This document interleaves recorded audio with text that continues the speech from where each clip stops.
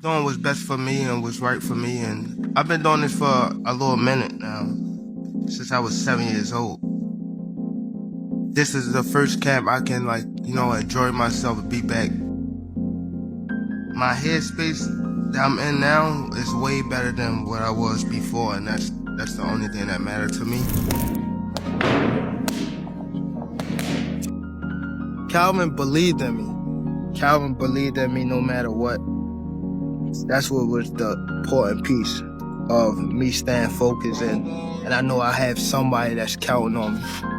Calvin was making sure that I was on the right track, and whoever go against me, Calvin was standing beside me. You know what I mean? Calvin was that guy that had my back for sure. They say the calm warrior is the one you should fear. Not the man barking, but the one tightening his gloves with a quiet grin. Gervonta Davis is stepping into this camp like a man who already knows the ending. That smile ain't goofy, it's prophetic. No frustration, no desperation, just balance. And somehow that stillness hits harder than any punch he's thrown. The chaos that once nipped at his heels. Because in boxing, anything can happen. That's like this fight. It's a different type of fight. Anything can happen, you know? But it's going to be a great fight. It's going to be a fight. He's tough. You know, he's fast, he's strong. He's someone in his prime. He's hungry, you know what I mean? He's not someone that's like a walking duck, you know what I mean? He's someone he's coming to win. You know what I mean? He got that mentality that he want to win. Like he's a great opponent. I feel as though he's gonna be champion one day. Gone. What's left is focused aggression, marinating in silence and patience. Tank's been in the fight game since most kids were still learning recess rules. 7 years old, already treating the gym like a second home, while boys his age were just trying to spell competition. That fire he got from Baltimore built his hunger, but this version? This is precision born from peace. He's not shadow boxing ghosts anymore. He's sculpting purpose with every breath,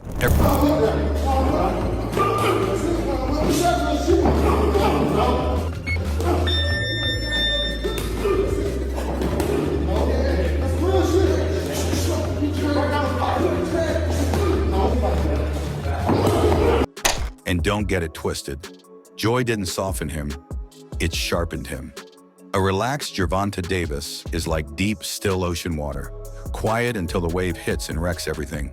When he flashes that easy grin, someone's about to get gently escorted into dreamland. So when the bell rings, don't look for rage. Expect a silent execution. Because Tank's energy now, it's serenity with a switch. Flip it, and somebody's lights go dark. Every great fighter has a...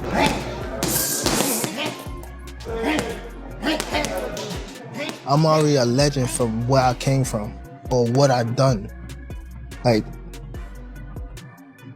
I done been through mad stuff, like sleeping on floors, crack house, all that type stuff. Like, I've been through all that. I ain't gotta prove nothing to nobody else. For Gervonta, that backbone is Calvin Ford, the man who believed before the world cared to look. No fancy cameras, no corporate shine. Calvin's loyalty ain't sold on contract paper. It's stamped in loyalty and grit.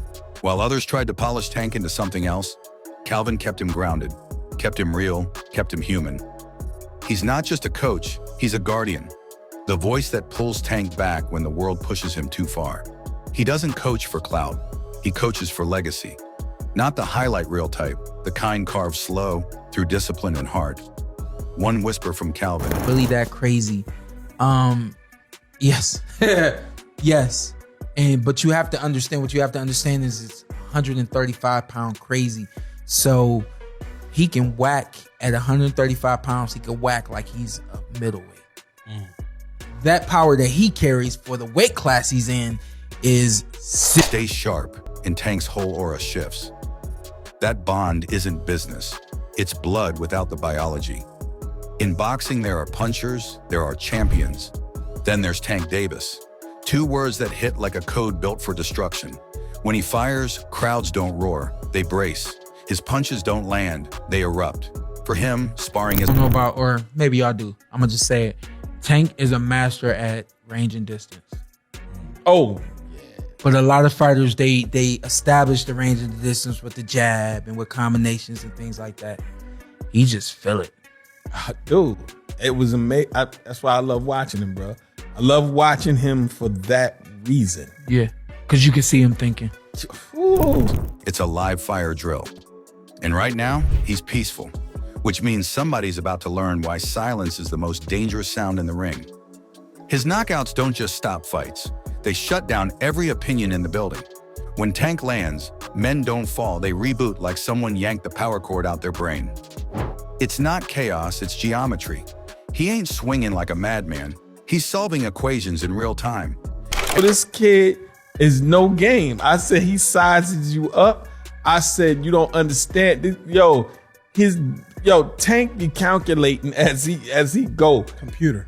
It ain't no, I'm gonna go back to the corner and I'm gonna make adjustments. He makes them on the... Every punch is a thesis. Every feint is data. You can almost watch the gears turn, measuring space, reading reactions, waiting for that perfect millisecond to disconnect a soul from its body.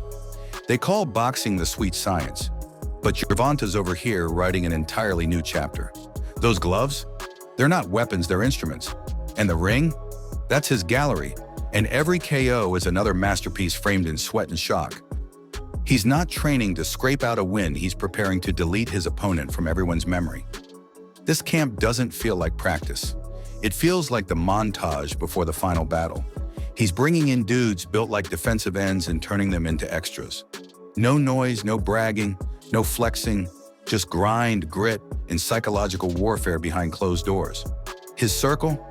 They say he ain't cracking jokes, ain't easing up, ain't coasting.